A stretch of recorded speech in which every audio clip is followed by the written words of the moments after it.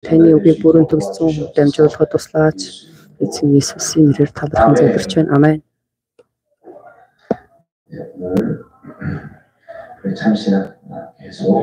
За жинхэнэ итгэл хичээлийн үргэлжлэл явж байна. Жинхэнэ амар тайван сэдвтэй эзний хэлийг та бүдтэй хуваалцахыг хүсэж байна. 우리가 이제 오늘 이제 말씀 읽은 말씀은 참 유명한 말씀. За бидний өнөөдрийн уншсан үг бол үнэхээр маш олон хүний мэддэг үг байгаа. Ром номын 12-ийн дугаар бүлгийн 1-2 дугаар бүлгийг цээжилсэн хүмүүс их байгаа. Гэдэгт итгэж байна. Энд бол маш олон сайн мэдээний мөн Христийн итгэлийн зүйлүүд бол маш их орсон байна. За энэ дээр өөрөө сэтгэл, хичээн, гүйлэн мөн бурханд болохоор өөрсдийгөө бие ариун тааламжтай амьд ариун дахил болгож өрөө та нар сүнслэг мөргөл мөн энэ үеийн явдал нийслэлгүй харин оюун санааныхаа шинтгэлээр өөрчлөгдөж байгтун энэ бидний маш их сайн мэддэг үг байгаа. Гэхдээ бид нар өнөөдөр хаана анхаалаа хандуулах вэ гэхээр энийг харах юм бол зүрх сэтгэлээ. За энэ дээр юу гэж байна гэхээр оюун санааныхаа шинтгэлээр өөрчлөгдөж байгтун гэж хэлж байна. Тэр Христэд итгэдэг хүмүүсийн байнга хэрэгэлдэх тэр үг байдаг. Тэр юу вэ гэхээр гэмшил. Иесус сайн мэдээг эхлэхдээ сайн мэдээг дамжуулах эхлэхэд үгийг харахтаа гэмшцгээ гэж хэлсэн. Гэмшцгээ мөнхийн уус ойрхон байна. Түгээр зогсохгүй. За баптист Иохан бас ингэж хэлж байсан. За энэ гэмшил гэдэг нь үргэлж бол ирдэг, гардаг. Та Херод хаан хүмүүсийг бол алж байхад түүний Иесусыг бол мустаа холио тэгэл тэрийг хараад та нар болохоор тэр хүмүүсийг хараад үнэхэр муу гэж харж байна уу? Тэгэхээр гэмшгүй байх юм бол гэмшгүй бол та нар мөхнөө. За тэгээд тэнд болохоор тэр хүмүүс одоо бидэртээ тийм үү ямар нэгэн байдлаар өгөх юм бол тэр хүмүүс хэрхэн нүгэлтэй учраас хараад болоод өгсөн гэж бодож байна. Харин та нар юу гэж бодож байна? Хэрвээ та нар гэмшгүй байх юм бол гээд Иесус та нар заавал гэмшгүй байх юм бол гээд ингэж хэлсэн. Эзэн ч гэсэн биднэрт энэ гэмшхийг анхааруулж үс намыг харах юм бол сүмчүүлэн бол босгосны дараа бол ариун сүнс ирсэн. Ариун сүнс ирсний дараа ариун сүнс ирснийг хараад хүмүүс бол үнэхээр би түүнтэй хамт байсан. Ариун сүнсийг авсан хүмүүсээр тэд нар бол маш их атаархаж байсан баг. Яагаад гэхээр би тэр хүнтэй цуг байсан. Би нэг өдрийн өмнө түүнээс төрүүлээд гараад ариун сүнсийг ирэхээс өмнө явцсан штэ. Би ч гэсэн тэнд байсан бол ах байсан гэсэн тийм зүрх сэтгэлтэй байсан баг. Тэгэхээр хүсэмжсэн тийм хүмүүсийг хараад Петрийн хувьд тийм ээ та нар гэмшээ. Гэмш гэж хэлсэн. Гэмш гэдэг үг бол байнга л гарч байна. Гэмш. Гэхдээ гэмшил гэдэг маань юу вэ? Гэмшил гэдэг маань нэг хоромд хийх боломжтой зүйл бол гэмшил. Гэмшил гэдэг маань зүгээр тэр газар дээр бурхан минь миний буруу эзэм та намайг уучлаач гэж зүгээр амаараа хэлээд тэгээд жинхэнэ бол энэ гэмшил биш. Гэмшил гэдэг маань бид нар өөрөө сонсч байна. Гэмшил гэсэн үгийг жинхэнэ оригинал грек хэлээр харах юм бол бод санаагаа өөрчлөө, зүрх сэтгэлээ өөрчлөө гэсэн утгатай үг. Тийм болохоор оюун санаагаа өөрчил шинжилээ. Тэгээ би хичнээн нийсний өмнө гэмшсэн ч гэсэн бурхны талаарх дээр буруу ойлголт зүрх сэтгэлээ би өөрчлөхгүй байх юм бол би хичнээн миний амнаас зүрх сэтгэлээс өөрөө өөрийгөө зүгхээл өө бурхан минь уучлаарай гэсэн ч гэсэн тэр бол гэмшил биш ээ. Тэгэхээр тэр гэмшил гэдэг нь хормын дотор бий болох зүйл үгүй юу? Хормын дотор болох зүйл. Тэгэхээр энийг бол бид нэр дэндүү агуугаар харж болохгүй, дэндүү жижигхэн болж харж болохгүй. Зарим хүмүүс ярихдаа би бол бид нар байнгын гэмшиж амьдарч явах хэрэгтэй гэж хэлдэг. Энэ бол тийм биш ээ. Харин бурхны хүсэж байгаа гэмшил гэж юу юм бэ гэхээр тэр газар дээрээ гэм нүглээ илчлээ зогсохгүй. За тэгээд гэм нүглээ зарим хүмүүс болохоор бурхны өмнө гэм нүглээ илчлээд тэгээд зүрх сэтгэл нь өөртөө шээ яваад өгдөг бол зарим хүмүүс харин эзний өмнө гэмшээд жинхэнэ эзний өмнө өөрчлөгдсөн тийм дүрхтэй байдаг. Энийг бол хэн ч мэдэхгүй. Тэгэхээр бид нар гэмшлээ гэж хэлэхэд за дуулал номын 51 дээр бид нар бол Давидын гэмшлийг мэднэ. Давид болохоор гэмшээ тэр газар дээр 그 사람은 자기가 저지른 일들이 1년을 넘게 지나갑니다. Давидын хувьд болохоор тэр хийсэн гэмнүүл гэдэг нь жил болсон байх шүү дээ. Тэгэхээр тэр өөрийнхөө улсыг хуурч бурхны өмнө гэмнүүл хийсэн. Дараа Надан шизүүлэгч болвол Давидэд хэлэхэд шууд тэр газар дээр гэмшиж чинь ерөөсөө хормын дотор гэмссэн. Тэгэхээр тэр гэмшил гэдэг нь дараа нь энэ бол дуулал номын 51 болсон. Чихэн өөрчлөгдсөн. Тэр өөрийнх нь бодлоо өөрчлөгдсөн. Маш олон хүмүүс гэмшигтэй.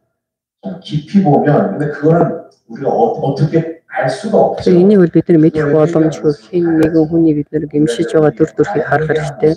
За тэгэхээр бид нар ч гэсэн би өөрийнхөө гэмшиж байгаа тэр дүр төрхийг харах боломжтой. Бөгөөд энийг харахтаа заримдаа харахтаа гэмшиж байгаа хэрнээсээ тэрний ард талд болов байж л байдаг. Тэрний ард тэгсэн бурхан минь уучлаарай. Би ийм шийдвэр гаргасан гэсэн ч гэсэн гээд энэ бол шалтгаан хэлээд байна. Өөрчлөхийг хүсээд байна. За би бол ингэж хийхээс өөр аргагүй гэсэн тэр байдал нь юу вэ гэхээр тэрний хүний хувьд бол амаараа гэмшин гэхдээ зүрх сэтгэл дотор бол өөрчлөгдөхгүй байна. Тэгэхээр энэ өөрчлөлт гэдэг нь ямар өөрчлөлт вэ гэхээр гэмшил гэдэг нь оюун санаагаа шинжлэе гэж хэлээд байна. Тэгэхээр энэ гэмшил гэдэг нь хээр хэмжээгээр гэмших вэ гэдэг нь маш их чухал. Ариун сүнс болвол ажиллах юм бол ерөөс маш том гэмшил болж мөнхөд явах боломжтой. Харин зарим хүмүүс өдөр болгон гэмшдэг ч гэсэн өөрөглөж өөрчлөгдөх хүч байдаг шүү дээ. Эзний байн гэмшиж байдаг хэрнээсээ зүрх сэтгэл нь өөрчлөгдөхгүй. Өөрөө эзэн өөрийнхөө гэм нүглийг илчилсэн. Тэгээд тэр тал дээр байгаа гэм нүгэлтэн учраас бурханы өмнө бол уучлалыг авах боломжтой боловч харин түүний эзний өмнө гэмшсэн гэмшил нь бол бүрэн төгс бодвол гэмшиж чадахгүй байна. Зарим хүмүүс болохоор эзний өмнө гэмшээд дахиад би ийм зүйлийг хийхгүй гэж бол хэлдэггүй төгсөн хэрнээсээ бидний хувьд махбодын хувьд маш их шунал хүсэлт ачаал байдаг шүү дээ. Тэгэхээр бид нар сул дорой учраас унаал бас дахиад унаал ягаад тэгэхээр бурхан минь би дахиж тэр буруу зүйлийг хийхгүй гэж бол хэлдэг боловч хичнээн гэмшдэг боловч маш их сонирхолтой байна. Миний зүрх сэтгэл тэр миний бодлыг зүрх сэтгэлийг өөрчлөх нөхцөл байдал бий болох юм болов дараа нь жинхэнэ үнэн гэмшил бий болж явах тусам түүнд бол ариун үр жимс гарч байна. Харин зарим хүмүүс болохоор аль нэг бус хүмүүс болохоор гэмшээд байгаа хэрнээсээ бодол санаа нь өөрчлөгдөд байгаа хэрнээсээ бүрэн төгс тэр өөрчлөлт бол бий болж чадахгүй байна.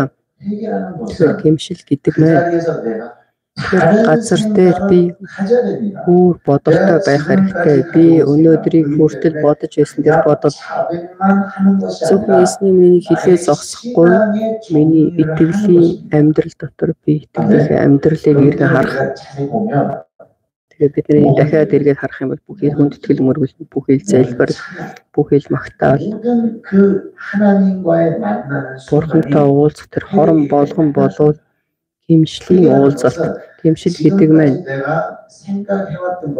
одоо хүртэл би бодож ирсэн зүйлээ миний бодол санал өөрчлөгдөнө. Бодол санаагаа өөрчлөнө гэдэг маань энэ бол тийм амар зүйл биш хэцүү. Амар биш хэцүү. Зарим хүмүүс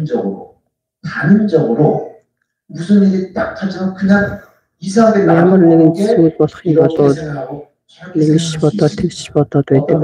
Харин зарим хүмүүс болохоор зөв тийшээ боддог, харин зарим хүмүүс эсэргээр боддог, буруугаар боддог, зарим хүмүүс өөр боли гэх хэмжээгээр өөрөөр боддог хүмүүс байдаг. Тэгэхээр ийм олон янзын бодолтой хүмүүс болоод байх ёстой байтал харин тэрийг бол мөнхийн улсад очиод тэгж хийх өөрчлөгдөх биш ээ. Би сүүлийн үед бол мөнхийн улсад улсын талаар маш их хэлж байна. Харин бидний өөрчлөлт гэдэг нь мөнхийн улсад биш, энд өөрчлөгдөх хэрэгтэй. Бид нар эзний өмнө магтаал өргөөд үгийг мөн би хүлээн авах хэрэгтэй. Би эзэнд хүндэтгэл мөргөл өргөж би өргөхдөө би өөрийгөө өөрчилсөн, гэмшсэн, өөрчлөгдсөн итгэж байхгүй байх юм болоод 100%, 1000% хичнээн үйлчилсэн ч өөр болов жинхэнэ бурхны хүссэн тэр зүйлүүд бол хэрэгжихгүй. Тэгэхээр бид нар энийг дэндүү амархан бол харж болохгүй. Бас дэндүү хэцүүгээр харж болохгүй. Гэмшил гэдэг нь жинхэнэ бурхны өмнө гэмших хүсэж байна. За гэмшээ гэж хэлэхэд Иохан Баптист Иохан гэмшээ гэж хэлсэн, мөн Есүс ч гэсэн гэмш гэж хэлсэн. Тэнд бол үндсэн бодол зүрх сэтгэл нь юу байсан бэ гэхээр бурхны хаанчлалын талаарх бодол санаа алга байна. Бурхны талаарх бодол алга байна. Итгэлийн талаар сүнслэг зүйл болон мах болын талаарх энэ бодол санаа болол ерөөсөн тэр зүйлүүдийг ойлгож мэдэхгүйгээсээ болоод энэ зүрх сэтгэл бодол санаагаа өөрчлөө. Тэгэхгүй байх юм болоод жинхэнэ гим нүгэл болоод эзний өмнө өөрчлөгдөж чадахгүй. За тэгэхээр эхлэл нь жинхэнэ өмнөөсөө за өнөөдөр энэ хормоос эхлээд бүрэн төгс өөрчлөгдөх боломжгүй ч гэсэн харин үнийг өөрчлөхийн тулд бидний өмнө хэлж бурхны өмнө миний зүрх сэтгэл бүрэн төгс илчлэн өөрчлөгдөх хэрэгтэй. Тэгэхээр бид нар энийг харах юм болоод та нар оюун санаагаа шинжлэе гэж хэлж байна. Тэр гэмшил гэдэг үгийг харах юм бол хэдэн зүйл байна. Өөр зүйлийг бодож байгаа зүрх сэтгэл гэж хэлж байна. Миний сүнс аврал авсан. Амен. Тэгээ би бол авралыг бүрэн төгс авсан. Би бол бурхны хүүхдийн хувьд бүтээгдсэн сүнс биш. Тэгэхээр дахин төрсөн. Сүнсээр дахин төрсөн бэрхшээлтэй. Ирэх мэтэлтэй. Тэр бол сүнс, миний сүнс тэр хэмжээгээр аврал авсан учраас. Харин эндээс асуудал нь юу вэ гэхээр зүрх сэтгэл байна. Зүрх сэтгэл дахин төрөг байна. Зүрх сэтгэл бол ерөөсөө тэр чигээр байгаад байдаг. Зүрх сэтгэл Христэд итгэхээс өмнө бол итгэсний дараах тэр зүрх сэтгэл хэврээ байгаа үг алга байна. Тэр бичигдээ тэмдэглэгдсэн үг алга байна. Хичнээн миний сүнс дахин төрсөн ч гэсэн миний зүрх сэтгэл уучи хэврээд байгаад байна. Филиппои номын 2-ыг харах юм бол Есүс ингэж хэлсэн. Та нар ийм зүрх сэтгэлтэй бай гэдэг энэ үг маань юу гэсэн үг вэ гэхээр та нар гэмсцгаа үргэлж өөр зүрх сэтгэлтэй бай, өөр зүйлийг бод. Тэр юу гэсэн үг вэ гэхээр гэмшээ гэсэн. Бурхан би буруу зүйл хэлээ гэж хэлээгүй ч гэсэн гэмшлийн жинхэнэ утга гэдэг маань өөр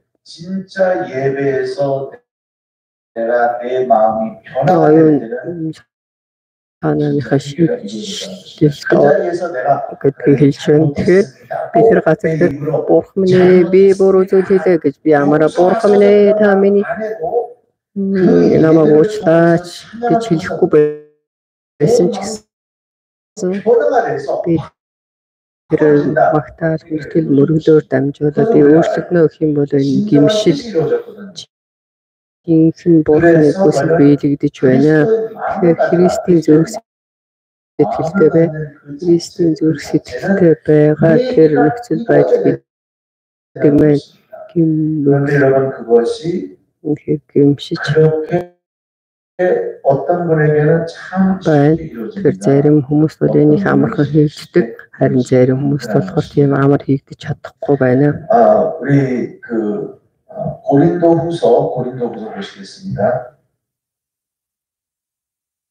고린도후서 10장 2-р Коринтон 10-3-аас 5 хүртэл уншiden тэрхлийг нурааж урхны мэдлэгийн эсрэг босож альва бардамлыг устгаж бодол бүрийг Христэд дуулууртай олзолдоог алайн. Тэгэхээр энэ дээр сүнслэг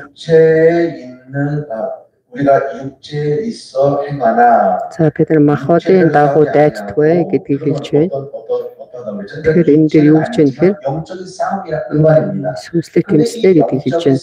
сүнслэг тэмцэл 근본적인 요소가 무엇이냐? үндсэн зүйл нь юу байна вэ гэхээр энийг харах юм бол 지금 생각은 бодол бүрийг Христэд дуулууртай байлгахын тулд тэгэхээр энэ бодол гэдэг нь энэ бол сүнслэг биш.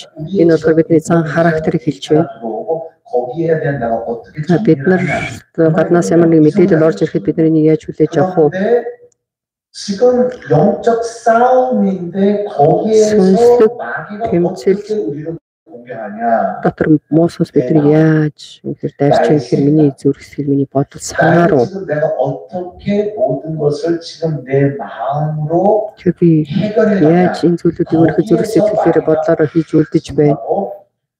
Тэрнээс шалтгаалаад моосоос бол дайрдаг. Энэ байдлаас болж моосоостэй бид нар тэнцэх нь шүү дээ. За тэгэхээр өнөөдөр бид нар Ром номын 12:1-2-ыг харах юм бол бид нар ямар итгэлийн амьдралаар амьдрах вэ гэхээр 오직 먼저는 이제 이 세대로 본받지 말고 자, энэ үеийн явдалд нийцэлгүй. 세상을 자꾸 따라가지 말고 За, энэ ертөнцийг дагаж болохгүй.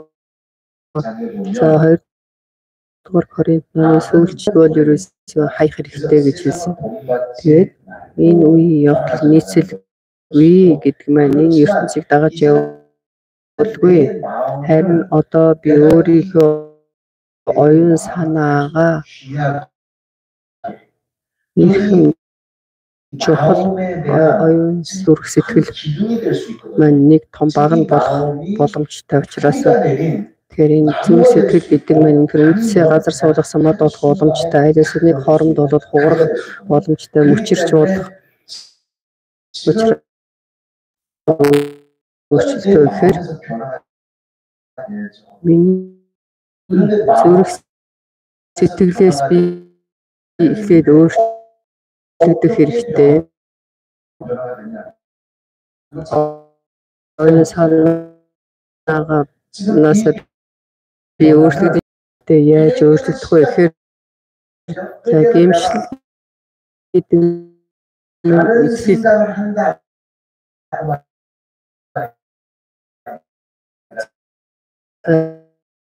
гэмшил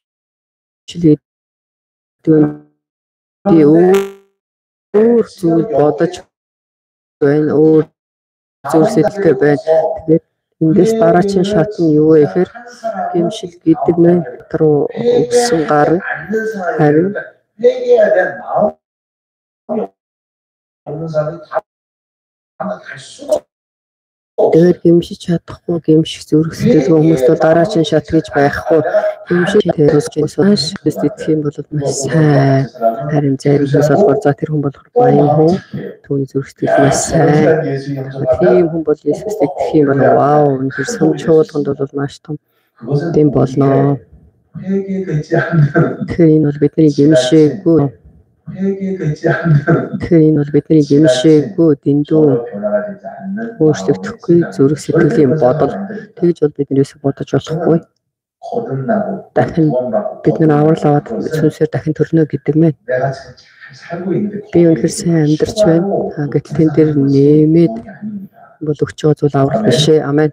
Аврал гэдэг маань би хуучин хүний оршуулад өнөөдрийг хүртэл амьдарч байсан бүгдийг дургуулгаж байсан тэр байхгүй болох ёстой, энэ байхгүй болох ёстой гэсэн тэр шийдвэр байх хэрэгтэй.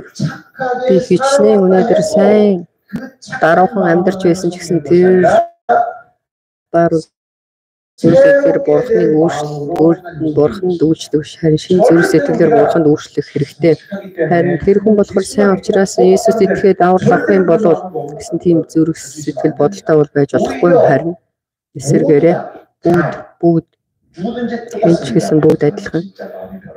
Үнэхээр түүний зүрх сэтгэл өөрчлөлт хэрэгтэй. Тэнд бол ертөнцийн дээрэмчин хийж байгаад амьдэрсэн тэр хүн өөрчлөгдөх хэрэгтэй.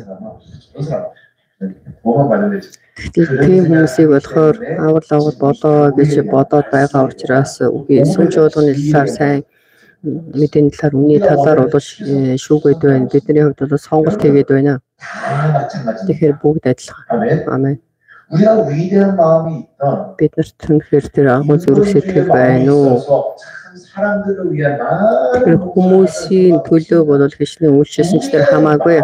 Харин бидний зүрх сэтгэл гэдэг маань өөр зүйл бодох ёстой байтал энэ дэр юу болж байна гэхээр шинжлэгдэж бодол санаагаа шинжлэх хэрэгтэй. Хамгийн гол жохон зүйлийг нэм гэж хэлж байгаа юм биш, харин бүр шинжлэгдээ гэж хэлж байна. Тэгэхээр бидний зүрх сэтгэл шинжлэгдэх хэрэгтэй. Өнөөдрийг хүртэл надад байсан тэр бүхий зүйлүүд бол маш их дутуу, муу. Иремья номыг харах юм бол ингэж хэлсэн. Хичнээн та нар зөв байсан ч гэсэн миний өмнө бол дэндүү бохор заваан хэрэглэхийн аргагүй заваан бохор алчаа зүрх сэтгэлтэй миний бодол дутуу байсан. Миний бодол бурхны өмнө хэрэглэгдэх боломжгүй тийм зүрх сэтгэл учраас би бурхны өмнө гэмших юм бол харин бурхан танад шин зүрх сэтгэлийг оюун өгөөч гэдэг. Миний зүрх сэтгэлийг шинжлээч, миний бодол санааг шинжлээч. Сүнс минь аврагдсан ч гэсэн харин миний зүрх сэтгэл оюун санаа маань ертөнцийн тэр арга барилаар бодоод байсан бол харин одоо миний энэ оюун санаа шинжлэгдэж бурхны өнцгөөс, бурхны зүрх сэтгэлээс харах хэрэгтэй, бодох хэрэгтэй. Бидний бол сайн мэднэ. Элиса Элисагийн хувьд болохоор сүнсээр мэднэ. За надад байгаа хүмүүс маш их байна гэж хэлсэн. Тэр ганцаараа байгаа хэрнээсээ тэтэл зарцсан. Биднийг бол бариад явах нь арам хүмүүс болоход биднийг бол тойрог өгсөлдсөн байж шүү дээ гэж хэлсэн. Тэгэхэд Илиягийн хувьд түүний бодол санаа бол өөрчлөгдсөн. Тэгэхээр Элисагийн тэр бодол санааг өөр хүнд хэлэх юм бол энэ газарсан гэж хэлэх бах. Ягаад ганцаараа байж ягаад олон хүн байна гэж хэлээд байгаа юм бэ? Харин Элисагийн хувьд болохоор бид нартай хамт байгаа хүмүүс маш олон байна. Харин бид нар нэг бол бурхан хамгаалаа гэсэн бат итгэлтэй байсан. Тэр бодол гэдэг маань энэ ертөнцөөс хайх боломжгүй. Энэ ертөнцөөс хайх боломжгүй. Тэгээд залбираад энэ зарцын нэг нээж өгч ихэд бол тэр сүнслэг тэр Тэнгэр ичснийг харсан шүү дээ. За тэгэхээр тэнд бол Тэнгэр ичсний байсан юм уу гинт ирсэн юм уу? Тэгэхээр зарцын хэд бол өөрөө харж чадаагүй учраас түүний талаар бодох бодол байхгүй байсан. Тэгээд Тэнгэр байсан ч гэсэн ажиллах боломжгүй, харин түүний зүрх сэтгэл нь оюун санаа нь өөрчлөгдсөн. Тэр хүнд бол бат итгэл байна. Тэгэхээр энэ бодол гэдэг маань ертөнцийн ийм семинарууд байдаг шүү дээ. За тэгээд ерөөсөө маш их зөв бодол зүрх сэтгэлтэй бай. Тийм бол тийм зүрх сэтгэл тэр амьдраа гэж тэгж хэлээд байгаа юм биш ээ. Харин бид нар бурхны үг, үнний үгэн дотор бид нар өнийн зүрх сэтгэл, оюун санаа өөрчлөгдөн шинжлэгдэх хэрэгтэй гэдгийг хэлээд байна. Амен. Шинжлэгдэн гэдэг маань хуучин хүн маань байхгүй болж миний зүрх сэтгэл жинхэнэ бурхны хаанчлалын дотор бурхны тэр зүрх сэтгэлээр бид нар бодох шинжлэх хэрэгтэй. Тэгэхээр бидний харж байгаа энэ үндсийг ус энэ үг надад бол ерөөсөө миний бүхий зүйл болох хэрэгтэй. За өнгөрсөн одоо би Мелхизедекийн талаар би та бүгдэд номлосон. Тэр Мелхизедекийн хувьд бол ямар их чухал вэ? Бурхан тэрийг яаж босгосон? Бидний 11 бурханд бол бид нар яаж өргөгдөж байна гэдгийг бид нар үгээр хүлээн авсан. Тэр үгээр дамжуулаад миний зүрх сэтгэлээ шинжлэхдэх хэрэгтэй тийм ээ. Гэсэн үнэхээр тийм бат итгэл байна уу? Аль эсвэл аль нэг үгээр зүгээр сонсоод чихний хажууд өнгөрөө явчихж байна. Харин бидний зүрх сэтгэл өөрчлөх хэрэгтэй. Шинжлэхдэх хэрэгтэй. Энэ зүрх сэтгэл үнэхээр өөрчлөгдсөн шинжлэгдсэн энэ зүйл бол үргэлжлэн байх хэрэгтэй. Бөгөөд тийм зүрх сэтгэлтэй байж бид нэ. Тэгэхээр ийм дагдуу нараа бурхны өрөвсөд тэр та нараас хичээнгүйл хүсье. Өөрсдийн бие бурхан тааламжтай амьд ариун дахин болгож өргөө. За тэгэхээр юу гэж вэ гэхээр энэ үеийн явдал нийслэлгүй харин оюун санааныхаа шинчиглэлээр өөрчлөгдөж байх нь тэгвэл бурхны сайн тааламжид төгс төгөлдөр таалал юу болохыг таних болно. Амен. Тэгэхээр бурхны хүслийн төлөө бурхны хүсэл гэж юу юм бэ? Бурхны хүсэл бол бурхны бидэнд хэлж сайхаас өмнө яагаад тэгэхээр би үгийг харахад үгэн дээр аль хэзээ хэлж өгсөн байна. Хамгийн гол шалтгаан нь юу гэхээр бурхан бидэнд өгөөгүй биш, харин бид нар бол энийг ялгаж харж чадахгүй байгаа, ойлгохгүй байгаагаас. Тэгэхээр бурхны хүслийг бурхан бол харуулад байхад харин муус мэс яаж вэ гэхээр бидний бодол руу дайраад байна шүү дээ. Ямар нэгэн байдлаар бидний бодол санаа руу дайраа саатуулаад байна. Тэгэхээр бид нар ертөнцид муус хүнсний бодлыг дагаж явуулахаар бид нар л муус хүнс дайрч байна. Харин бид нар бурхны хүслийг ялган чадах хэмжээний өсөх юм бол жинхэнэ хэдэн шатэ шүүх сэтгэлийн амьдрал. Тэгэхээр энэ гимш сэтгэлийн амьдрал гэдэг нь би маш их нүгэл хийснээрээ би бурхан та намайг үнэхээр гим уучлаач гэдэг бол энэ гимшлийн итгэлийн амьдрал биш, харин жинхэнэ гимшлийн итгэлийн амьдрал гэдэг нь миний зүрх сэтгэл оюун санаа шинжлэгдэж бурхны зүрх сэтгэл болж жинхэнэ бурхны сэтгэлээр өөрчлөгдөн шинжлэгдэж одоо миний харж байгаа зүрх сэтгэл юу гэхээр сүнслэг зүрх сэтгэл. Амен. Тэр 2 дугаар Коринт номон дээр бид нар Христийн зүрх сэтгэлтэй байна. Хинч биднийг шүүх боломжгүй. Бид нар бол Христийн зүрх сэтгэл дотор бичигдсэн байна. Жинхэнэ гимшлийн гайхамшигтай зүйлүүд биелэгдсэн. Энэ бол үнэхээр гайхамшигтай дуу. Энэ бол маш их чухал зүйл. Тэгээ маш олон хүмүүс тэр хүн үргэж гимшиж байдаг. Тэрийг бол сайн ойлгохгүй. Тэр хүн болохоор өөрийгөө тэр хүн болохоор бурхны өмнө өөрийгөө иштэй тахаас жинхэнэ гимшиж чадчих байгаа мөг юм уу? Харин жинхэнэ гимшил гэдэг нь зүрх сэтгэл шинжлэгдэнэ. Тэр энэ дээр болохоор бурхны хэрэг жинхэнэ гимсэн хүмүүс өнөхөр бурхны зүрх сэтгэлээр харна. Энэ бол үнэхээр гайхамшигтай тийм зүрх сэтгэл. Тийм зүрх сэтгэлээр бурхны хүслийг ялгаж харж тэр зүрх сэтгэл Христийн зүрх сэтгэл, тэр зүрх сэтгэл эцэг хүртэл зогсох, итгэл дотор зогсох.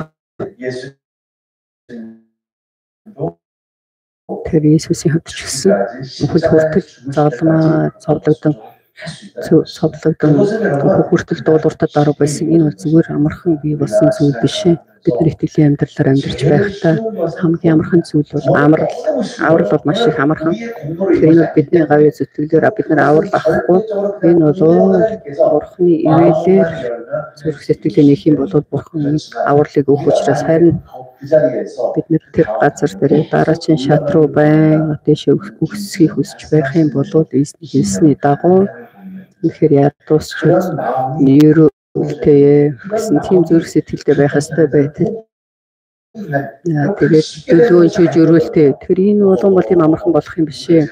ихэр баяр хөөртэй нэг ерөөсөө хайртай гэсэн тийм зүрх сэтгэлийг бол хэлээд байгаа юм биш. Жинхэнэ гэмшил гэдэг маань тэгдэж шинжлэгдсэн оюун санаа тэр урдны байсан хүн бол өөрчлөгдөөд өөр болсон биш, харин урдныхаа зүйлийг бүгдийг хаяад шинжлэх хэрэгтэй. Харин Илч Паулын хувьд миний урдны байсан зүйлүүд бол энэ бол бохор заван ялгцаа гэж хэлсэн шүү дээ. Энэ болгоныг би хаяад шинжлэгдсэн түүн шиг миний зүрх сэтгэл шинжлэгдэн Бурхны зүрх сэтгэлээр, үнний зүрх сэтгэлээр тэр үгийн зүрх сэтгэл тэгээд тэр тэлэг авьяас бол ичдэгтрээс биш. Харин бид нар Бурхны нэрээр Бурхан эзэвөө чизээ ажиллаж хичнээн тэгж бид нар хэлсэн туяатай байх юм бол Бурхан боломжгүй. Тэр Назар хотод би мэдэн шүү дээ. Назар хотод Назарт очиход бол Бурхан ингэж гайхамшигтай ажиллаад байхад бүх газарт бол Иесусд бол Назарт шууд бол очоогүй. Назарт очоод хичнээн харуулсан ч гэсэн тэр хүнийг би мэдчихтэй гээл Иесусийг бидний мэддэг Йосефийн хүү штэ, Мариагийн хүү штэ, бидний мэддэг хүн штэ, тэр Жан штэ, тэр яаж гэсэн тийм зүрх сэтгэлээр бодоод байгаа учраас Иесус л тэнд өшөө илүү болооч ингэж чадахгүй байна. Тэгэхээр тэнд бол гэмшил байхгүй байгаа учраас гэмшил гэдэг мэн би шоконд орох хүсэж байна. Яагаад тэгэхээр мөгийг хараад үг ямар чухал, үг ямар их сүнслэг дотор бол бодож мэдхийн аргагүй. Тэгэхээр бид нар бодвол нас дуртай нэг яриад ертөнцийн хүмүүсийн ярьж байгаа зүйлүүдийг бид нар ярих юм бол тэр чинь сүм чуулган биш үү? Сүм чуулган гэдэг маань энэ бүхэл ертөнцийн бүтээлийн доторх дүүрлийн дүүрэл.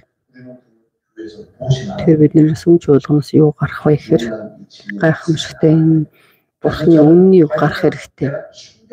Тэгэхээр би бол энэ дээр шууд шоконд орж энэ бол бүр сэтгэл улам ил өсөх хэрэгтэй. Тэгээд дараагийн шат гэдэг нь Бурхан болол би бол одоо ажиллах боломжтой гэж юм зүйлүүд хийгдэх болж байгаа учраас Иесусийн хувьд биднийг ариун сүнсийг авах гэсэн шалтгаан нь үг. Миний зүрх сэтгэлийг бол энэ үннийг бол өөрчлөгдөнө. Гэхдээ энэ ариун сүнс байхгүйгээр боломжгүй. Ариун сүнс Бурхан энэ үгээр миний зүрх сэтгэлийг өөрчлөх боломжтой. Амен. Энэ бол заавал юм байна. Тэгэхээр бид нэр Библийн сургуульд орснороо, айл нэг Библийн хичээл сурснараа 8-7 хоногийн туршид бид нар сургагдсанараа бидний миний зүрх сэтгэл өөрчлөгдөх юм биш. Харин дараа нь тэгэхээр гар маань бол дотогшоо махигч байгаа юм шиг дотогшоо махигаа тахаас гадагшаа болол гар тэлнэ гэдэг нь ариун сүнсээр Бурхны дотор миний зүрх сэтгэл шинжлэхийг хэлнэ. Тийм учраас ариун сүнсийг аав. Ариун сүнсний өмнө өвдөгсөгдөж, үгийн өмнө өвдөгсөгдөж өөрийнхөө зүрх сэтгэлийг шинжилж өгөөч. Би үргэлж би өөрийгөө өөртөө хэлж байгаа тэр зүйл гэдэг нь хэзээч ертөнцийн нүдээр харахгүй. Өшөө илүү Бурхны хаанчлалын нүдээр харъя. Хоёр дахь өдөр ирсэн та бүгд заавал Бурхан та миний зүрх сэтгэл шинчилж өгөөч. Жинхэнэ гэмшил, жинхэнэ өөрчлөлтийг хийж өгөөч гэсэн залбирах хүсэж байна. Бүгдээ хамт эзний өмнө залбирцгаая. Эзний бүгдээрээ гэмшицгаая. Жинхэнэ гэмшил, жинхэнэ шинжлэх